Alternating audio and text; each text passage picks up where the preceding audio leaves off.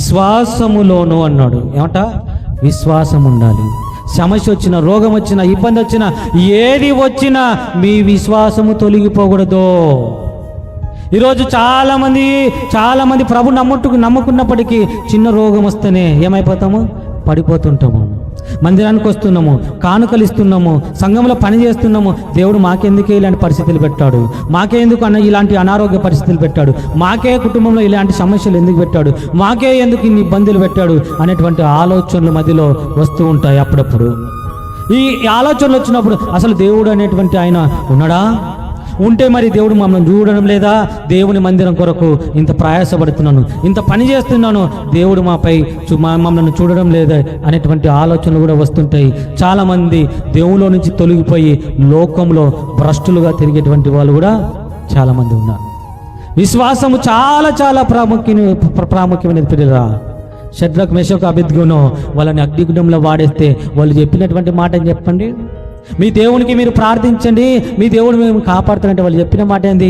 మమ్మల్ని రక్షించేటువంటి సమర్థుడు మా దేవుడు మమ్మల్ని రక్షించినా రక్షించకపోయినా మేము మాత్రము మొక్కే పరిశక్తే లేదు అన్నాడు. ఆ విశ్వాసం ఉందా మనకు? మాకు రోగము ఉన్నా పోయినా మేము మాత్రం యేసుక్రీస్తు వారిని విడిచిపెట్టము అంటమా అనేటువంటి స్థితి రావాలి ఖచ్చితంగా.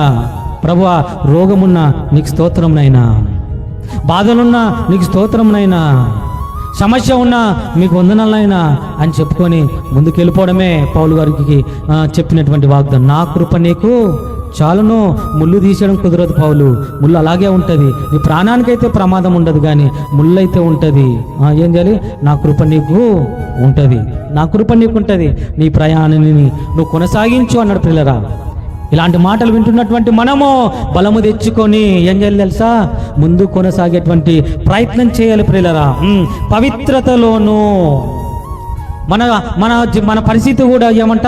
పవిత్రతనేంట. పాపముల చేత, అపరాధముల చేత ఉన్నటువంటి మనము క్రీస్తు రక్తములో మనము ఏమైనాము? పవిత్రులుగా మార్చబడ్డాము. పవిత్రులుగా మార్చబడినటువంటి మనము మళ్ళా అపవిత్రులుగా మారకూడదు ప్రియులరా. పరిశుద్ధులుగా బ్రతకడానికి ప్రయత్నం చేయరు. ఇవల్ల యవనస్తులను ఉద్దేశించి హెచ్చరికలు చేస్తున్నాడు. యవనస్తులు అందరం యవనస్తులమే ప్రియులరా. వీటన్నిటిని పాటించేటువంటి వారుగా మనము ఖచ్చితంగా ఉండి తీరాలి ప్రియులరా. ఈ హెచ్చరికలు విన్నటువంటి మనము ఖచ్చితంగా దేవుడు నమ్మదగిన దేవుడు, మమ్మల్ని విడువడు, ఎడబాయడు.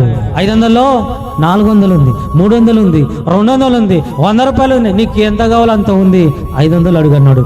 ఆ 500 ఎగ్జాంపులే మన ప్రభు అయిన యేసుక్రీస్తు అన్నాడు. ఎంతమందికి అర్థమైందో? కనుక మనము దేవునిని ఆశ్రయించాలి ప్రియులరా. ఎప్పుడైతే దేవునిని ఆశ్రయిస్తామో అందులో అన్నీ ఉంటవి. మీ